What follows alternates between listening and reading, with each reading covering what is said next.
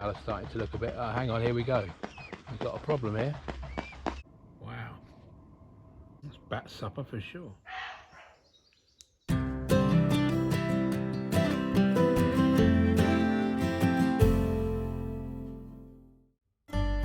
Hi everyone, welcome to my new video on this channel.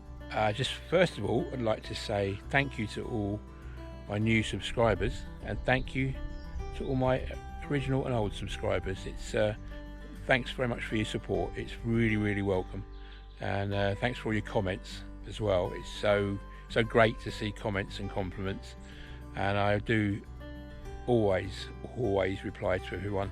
So yeah, thanks again.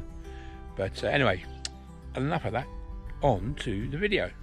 And today we've got grey once again, and then yesterday saw very worrying behaviour almost. Swan pair, the one cygnet that's left on the main reserve, and there's some interesting behaviour, and I set that out in terms of what the territories are, and I said I'd go and have a look, and when I went round to have a look, there was a big territorial dispute going on and the cygnet was in danger. So enjoy the video. Thanks again for joining me, thanks again for your subscription, thanks again for watching. It really means a lot to me, so cheers. Good morning guys, just having a really slow wander this morning. Lovely to be out. I'm just gonna see what I can find, but I'm gonna have a sit down and watch the world go by this morning, I think.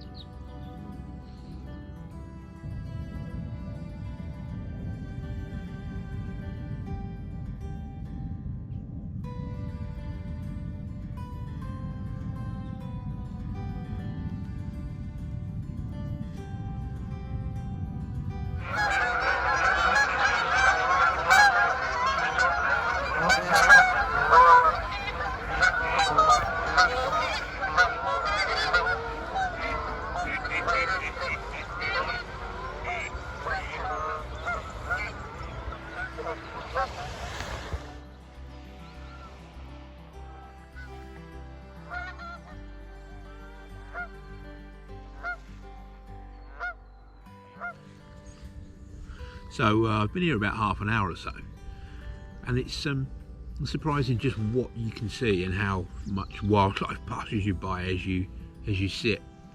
I've had 4 sandpipers, common sandpipers, which is great, getting attacked by midges now. But yeah, 4 common sandpipers. There's lots of mallards, and seen some gadwalls. We've got quite a few swans on the lake. And the most impressive was a big flyby from probably 100 or so Canada geese. You can't really miss them, they're so noisy. But they've all come straight across the lake. About 20 have landed, and the other 60, 70, 80 have all flown across the lake and kept going. Later in the year we get some really impressive stuff. We get 200-300 of them. As they all come in and they make a real racket. They come in from the fields and onto the lake, or sometimes we see them taking off from the lake to go to the fields. But we can see, you know, when you get 150, 200 or more Canada geese, it's quite an impressive sight. So I'll get that on video later in the year, probably October time, November time. Anyway, over and out. It's been a good morning so far. We'll see what else we can see.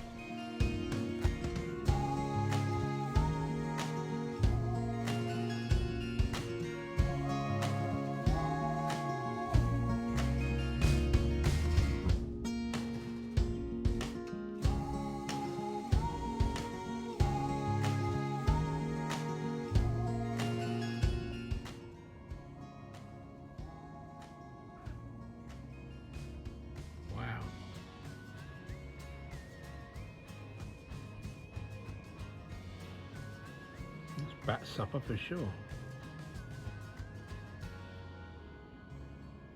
Sure enough.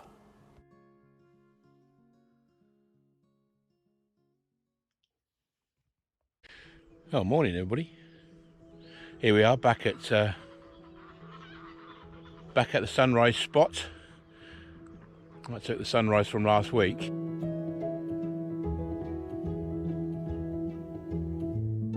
see, it's not much of a sunrise this morning. Very grey. It's weird weather. Literally no rain, and we're back to the muggy grey. But anyway, I'll go and see what we can find. See you in a bit.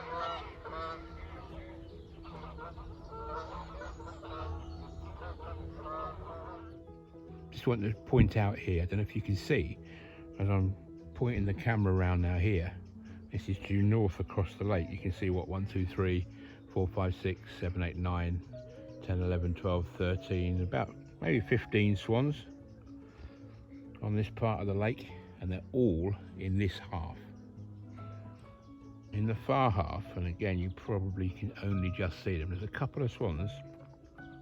They are the dominant pair who are raising the one cygnet, and they have literally the whole bottom half of that lake. These other swans at the top are all keeping out of the way. There seems to be probably two other pairs, one across here and one here, and these guys are separate from the main body of the rest of the younger swans. Probably there they are. So yeah, I'm going to wander around, and I can see the cygnet with the two swans at the bottom there. You can just see them now in the sort of middle of the picture. So I'll wander around and see how they're getting on. But they really dominate that end of the lake. So interesting situation here where these three, our pair and the cygnet, are just starting to encroach further up the lake towards another territory. And you can see, I can see in the distance, as I probably can't see it on here, but the male of the other territory is just starting to get aggressive. This one pushing along, but actually now he's probably seeing me as the biggest threat. Cygnet's staying here, so the male and the female are starting to look a bit, hang on, here we go, we've got a problem here. Okay, this is interesting. Now we've got a real problem. Let's have a look. You can actually hear the cygnet cheeping through this. It's a warning cry. It's almost like a whistle.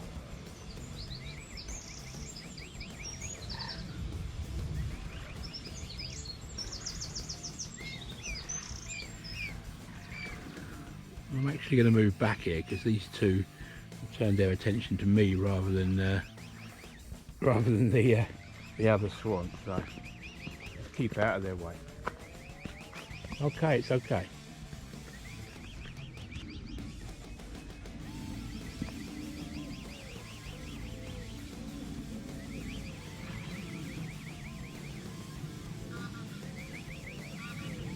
You need to be careful, guys. Getting a bit too close to that other end, don't you? That's it, look.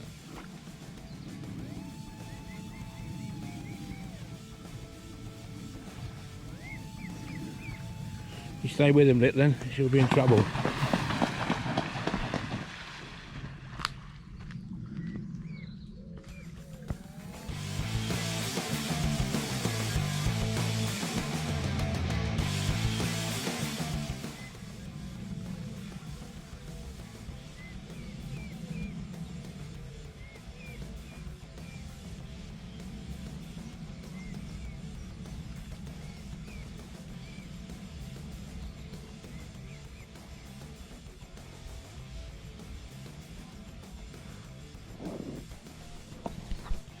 So you can see here that this is getting quite tense. The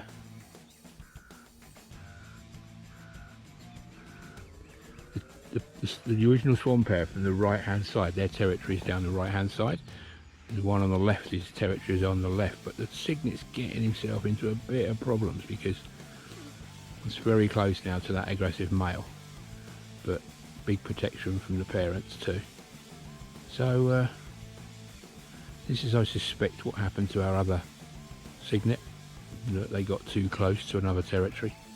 Maybe they weren't being attentive enough, probably couldn't protect two. They can certainly protect one by the look of it, but maybe not. Maybe they couldn't protect the two of them. So this may be what happened. So unfortunately they're still protecting that territory and therefore protecting that cygnet. This is probably going on every morning. I haven't seen it before, but I did know that they were moving further up the lake, so it was likely to cause some sort of territorial dispute. But at the moment it's just sort of backwards and forwards, backwards and forwards. This is my line, this is my line, and the cygnet's just trying to keep safe. If they moved away that pair, this swan is going for the cygnet. He is definitely going for the cygnet. You can just tell. That's where he's aiming for, but he's just swimming this line and being kept away by the two parents. These are the two male swans.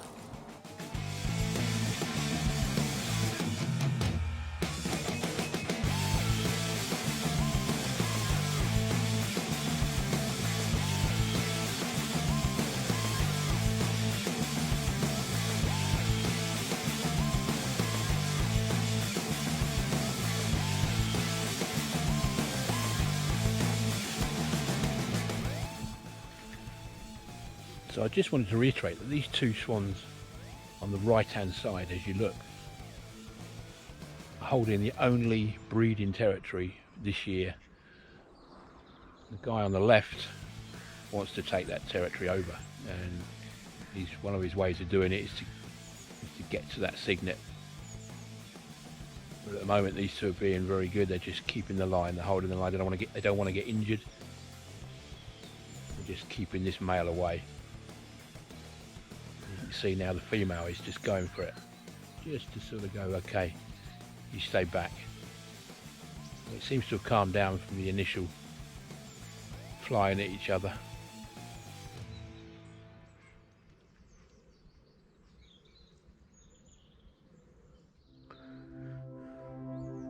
Okay, so the male has now left these two alone because he's now spotting another swan coming into the territory, so he's going to drive that off now. So this pair and their cygnet left alone for a bit. Well, as it turns out, he was going back to check on his own partner. He wasn't going back to be aggressive to another male.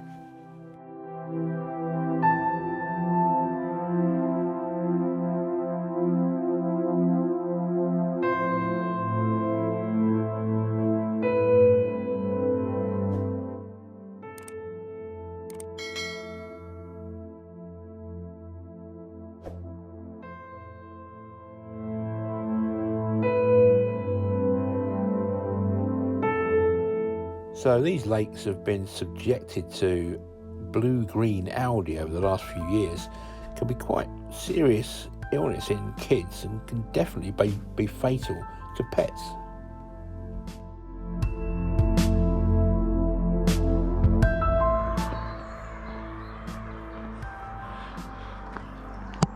Morning guys. Don't know if you can see me, but I'm out early. Saturday, another car coming. Can't believe what's going on. 6 o'clock in the morning on a Saturday. Crazy. So I was just about to say I'm out before the dawn, and so a lot of other people by the look of it. All very strange. Anyway, sorry, 6 o'clock in the morning. I'm just, it's grey, but it's so warm, incredibly warm for this time of year, so let's go and see what we can find. Cheers.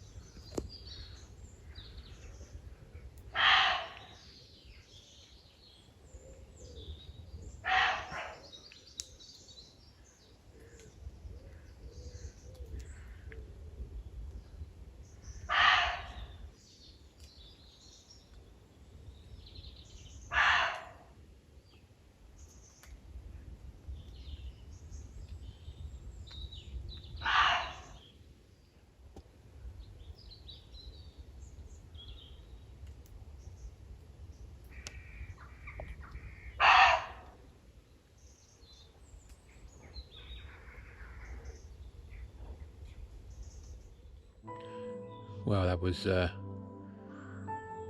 probably the closest I've ever been to a Muntjac deer without actually seeing it. It was really close. It was quite dark. It's quite off-putting because you don't know where they are, and they can sort of charge.